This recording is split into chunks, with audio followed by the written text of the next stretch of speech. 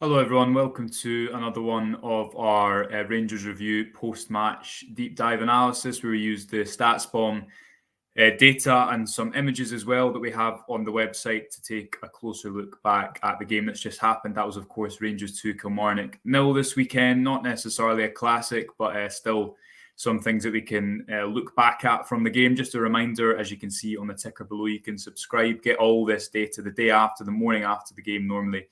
Just £2 for 2 months at the moment. Loads of content on there as ever. And thanks to everyone that is signing up. Right, let's get straight into it. So, Rangers 2, Kilmarnock 0, as I say, not necessarily a classic. It took Rangers a long time to really break down Kilmarnock. Both of their goals actually came kind of in transition instead of actually breaking down the defence. As you can see, the expected goals was 1.56 in Rangers' favour to 0.43. Most of that, in a Kilmarnock point of view, came from one Rory McKenzie chance, which we'll look at in a second. Rangers 72% of the ball, over 700 passes again. Complete control. They only conceded 4 shots, none of which were on target, although 5 of the shots that Rangers did, only 5, of the shots that Rangers did take of the 18 found the target as well. So it wasn't a very clinical performance. And I guess there's 2 really ways to look at it. One of which is to just look at the baseline creative numbers and say, for a home game, you want to be creating more. You want to create a higher quality of chances. And if that game plays out 10 times in the Scottish Premiership this season, how many will Rangers win? Will they drop points? Or you can look at it and say there was total control there. On another day, Rangers probably open up the opposition a little bit more because, of course, expected goal isn't everything. It's just an indicator that helps us to look back at the performance. And I kind of take a bit from either school of thought, to be honest. I thought Rangers, their tempo wasn't great. And they would have liked to open up the opposition a little bit more. Equally, it's difficult, as we'll see, when you are playing against that type of system. And as noted, Rangers did have kind of total control throughout. So if we look at the trend line, you can see that although Rangers had that total control, they did have a number of shots. None of them were really high quality. And you can see at the top there, the percentages. Rangers are expected to win that game 69 times out of 100. So not astronomically high, but enough to get you through on Saturday. Again, the question is, if you play like that every week, how many times does it get you through over the course of a 38-game season? But as you can see from Kilmarnock's chances, they had very little to offer. Although when they did, especially that second spike, you can see just after the 45-minute mark, it was quite a high-quality chance. I think it was about 0.25 McKenzie's. Rangers, meanwhile, you see all the little indents on the line kind of creeping upwards gradually until Alfredo Morelos' late chance, which was obviously a kind of nigh-on goal. It was right in front of the goalpost. The ball worked across. I think the keeper was kind of out of position. That kind of gives Rangers expected goals a boost. Otherwise, it would have been below 1 towards the end of the game. If we look at Kilmarnock's shot map, as I say, nothing really of note apart from those 2 chances. And the Rory McKenzie one, he comes in, I think it was on the blind side of James Sands, manages, he goes with his right foot instead of his left. But, nothing majorly concerning from Rangers' point of view. I think you'd have to be really critical to complain about conceding any chances. And on another day, I think Rangers probably wouldn't have, because, as I say, they were kind of in complete control. Didn't look like they were going to be threatened on the counter-attack. If we look at Rangers' shot map, it's a bit of a mixture. So they've taken 18 shots, 8 of which came from outside the box, 10 of which from inside. You can see here, if you're looking at the key at the bottom, kind of the darker the colour, the more dangerous the chance. There's a lot of light blue for Rangers there, which isn't great. Not many on target. And Antonio Cholak's goal, which we'll come to in a second, was a really good finish from that kind of right side of the box. From a decent chance, but not a brilliant chance, he turned that into an almost certain goal with the kind of quality of his finish, the pace of his shot, and the actual direction that it travelled into the bottom corner. So you can see from that shot map that Rangers didn't have much, if any, apart from Alfredo Morelos' shot inside the opposition 6-yard box. Only 3 shots within 12 yards. So again, definitely, I think it's fair to say that they struggled to create lots of high-quality chances, but ultimately they found a way to win. And again, it's that balance of Kilmarnock really sacrificing a lot of their attacking emphasis by trying to stay in the game. That's, as Derek McInnes said after the match, they're just coming up from the Championship. Rangers have just been in the European final. It's a difficult task for Kilmarnock to come and try and take any points off Rangers away from home. But that did make it difficult for Rangers to create those opportunities in and around the box. As I say, I think that is slightly concerning if it happens consistently. We've got to wait and see over the next number of games what Rangers' chance creation is like at home, I guess, before there's real opinions about that. If we move on to where Kilmarnock applied pressure, this is something that I think is important to look at because, yes, you can say they fell into a low block and etc., but they also tried to apply pressure higher up the pitch at points.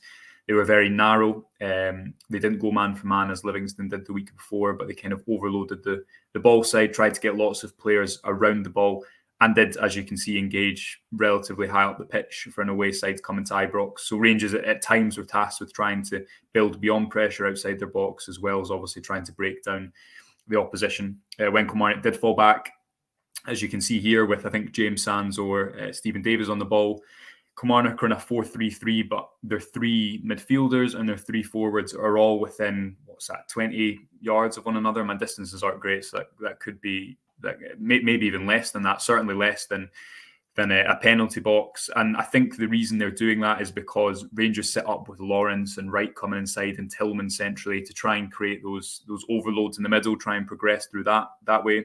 Whereas you can see Yilmaz to the left of your screen here, he's kind of not left to his own devices, but Kilmarnock are happy that they can get over and counteract that threat if he does get the ball, similar to the way that Gerrard and Beale would defend in terms of considering that fullback is maybe out the game, is not impacting it. So your team can then afford to kind of condense space around the ball. So that's what Kilmarnock did. And at points, Rangers managed to make it through, and we'll come to that, and normally through Malik Tillman, but it did mean that the centre of the pitch was just really congested. If we look at Rangers' pass map, it's pretty well balanced. Stephen Davis and John Lundstrom are kind of in the same position, which isn't, to be unexpected, I guess, when you're playing in this type of game.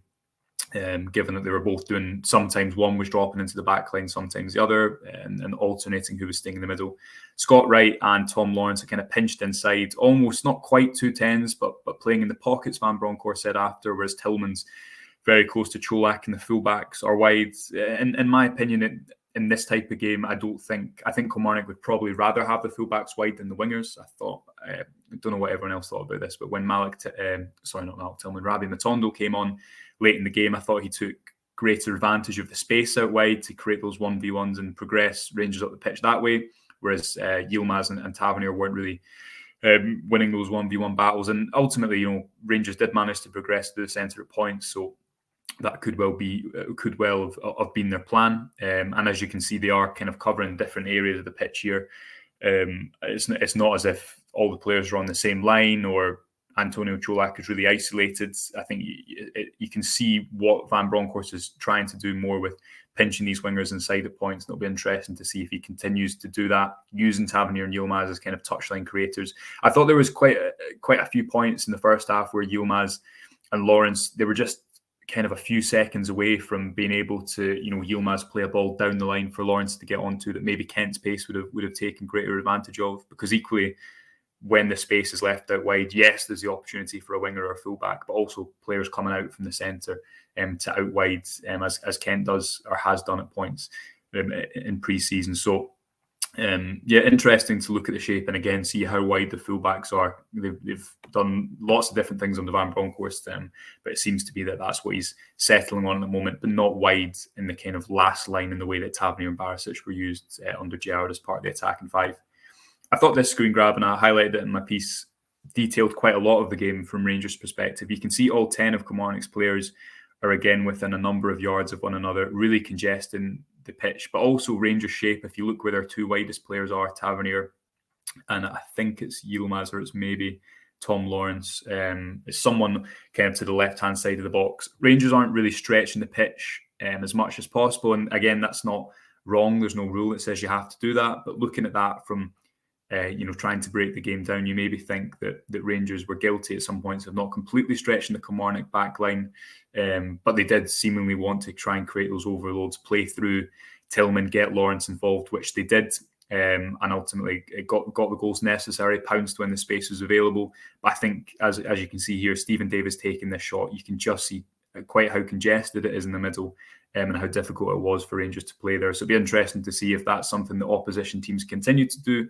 Ibrox, I tend to think that if you've got Ryan Kent on one side and Matondo on the other, at points pinned to the touchline to stretch the opposition, it makes it harder for the centre to be as congested as it was at points on Saturday. Just a couple more points. Derek McInnes said after the game he thought his side made Rangers play around them, and I think what he's meaning by that is that, again, to use the Gerrard and Beale example, Rangers were playing where Kilmarnock wanted them to at points, but equally here it's not quite as refined as the Livingston pass map, where Rangers really played around the opposition and had no luck going through the centre in the first half. And you can see that on the website or in last week's deep dive analysis. And the player that was mainly responsible for receiving the ball in those central pockets was Malik Tillman. You can see here where he got on the ball in his 70 minutes of the pitch. When he was on the pitch, kind of really, 2-3 passes he's received out in wide areas. The rest of it all in the half spaces in the middle of the pitch. I thought he was really good. Some people seem to think that maybe he faded and he still needs to kind of work on that, which I'm sure will come with time. That's obviously only... It was his first start at Ibrox and only his second start in his Rangers career. But I think you can see his quality. You can see how he can outplay in tight areas, take the ball when he's got an opponent at his back or when he's playing with his back to goal and create something and attract markers. And I'm sure when he doesn't have, we just looked at that screen grab where there's 6 Kilmarnock players in such a kind of tight area. I'm sure when he doesn't have to play in such confined areas, you'll maybe see a little bit more end product. But as I say, I thought some of the flicks were excellent. He plays that ball into Morelos just before he comes off. And I'm sure that the numbers will come in terms of end products for him if he continues to perform like that. So, again, I think I tweeted after the game, it wasn't a classic. Probably not a game you want to watch back that much for entertainment point of view. But it's still elements to pick out, things to learn. Interesting to see how teams are trying to play against Rangers.